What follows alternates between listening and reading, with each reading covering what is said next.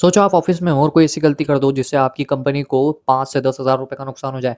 बहुत ज़ोर की डाँट पड़ेगी ना। अब उन सारे लोगों के बारे में सोचो जिन्होंने मार्केटिंग के नाम पर ऐसी गलतियाँ करी जिससे कंपनीज़ को हंड्रेड्स ऑफ मिलियंस डॉलर्स का नुकसान हुआ और बहुत सारा चूना लग गया भाई और इज़्ज़त भी मिट्टी में मिल गई और कंपनी दिवालिया होने की कगार पर भी आ गई और कुछ कंपनियाँ तो बिक ही गई।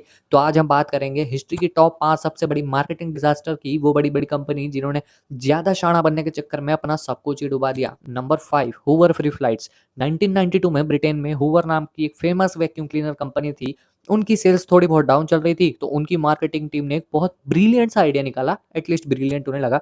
उन्होंने अपने कस्टमर से कहा, आप हमारा कोई भी 10,000 से ऊपर का वैक्यूम क्लीनर खरीदो और उसके बदले में हम आपको यूरोप की या फिर अमेरिका की 2 free round trips flight ticket देंगे, बिल्कुल फ्री में। तो टिकट्स देने का भाई ये वादा कर दिया, थोड़ा भी मैथ्स का यूज़ नहीं किया क्योंकि टिकट्स की असली कीमत हो रही थी 60,000, वैक्यूम क्लीनर की कीमत थी 10,000। पता नहीं भाई क्या सोच के दिमाग लगाया और कंपनी ने चला दिया। होना क्या था, भाई पूरा का पूरा ब्रिटेन अपना काम धंधा छोड़ के ये हूवर के वैक्यूम खरीदने निकल गया।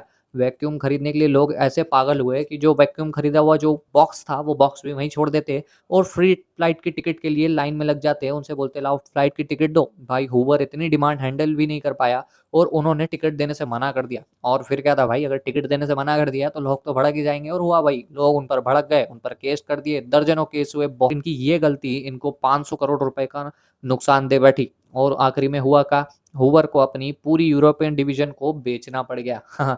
Number 4 स्टिल्ज beer. 1970 में अमेरिका में स्टिल्ज बियर नाम की एक बहुत बड़ी बियर ब्रांड थी, पर धीरे-धीरे उनकी सेल्स कम हो रही थी।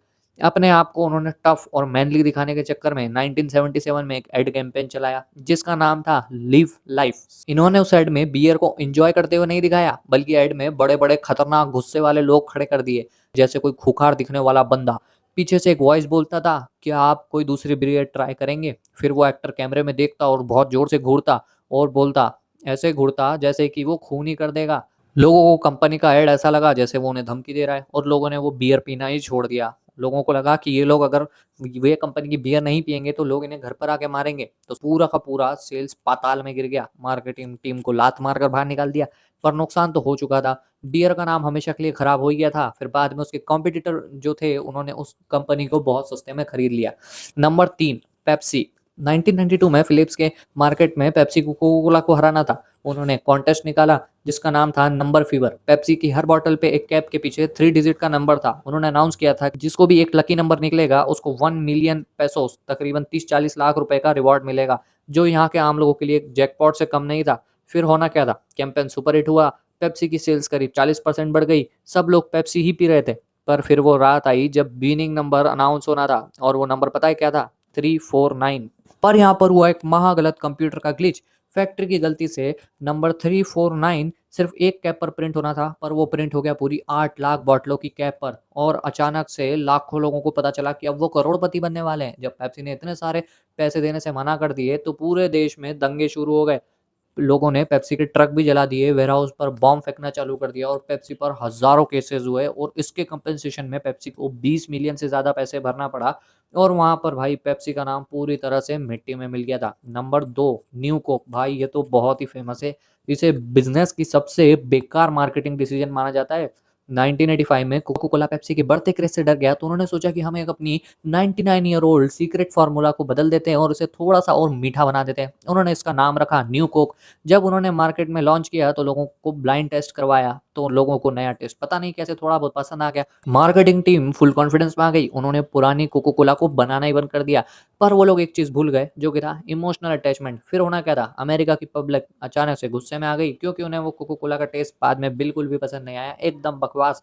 कोका कोला के ऑफिस में हज़ारों गुस्से वाले फ़ोन आने लगे भाई, लोगों ने बहुत चिल्ला-चोट करने लगे। लोगों ने घरों के बेसमेंट में पुरानी कोक का स्टॉक छुपा कर रखना शुरू कर दिया।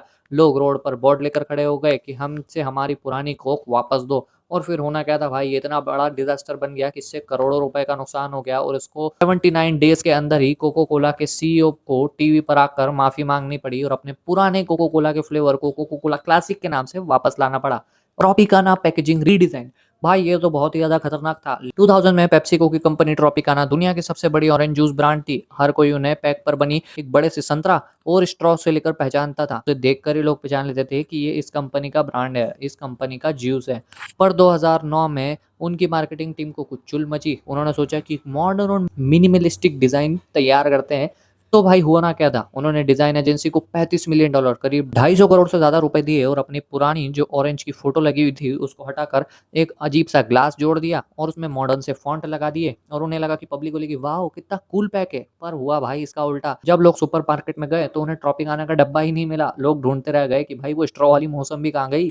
नया डब्बा इतना सस्ता और जेनेरिक दिख रहा था कि लोगों को लगा कि भाई कोई लोकल सी ब्रांड ट्रॉपिकाना को कॉपी करने की कोशिश कर रही है। बहुत से लोगों ने तो गुस्से में दूसरी ब्रांड्स की जूस खरीद ली। सिर्फ 2 ही महीने के अंदर ट्रॉपिकाना की सेल्स 20% से गिर गई। उन्हें करीब $30 मिलियन का सीधा नुकसान हुआ था। लोग रोड पर और सोशल मीडिया पर इस नए डिज़ाइन की इतनी बुराई करने लगे कि भाई लॉन्च के बाद उनकी हालत ही खराब हो गई।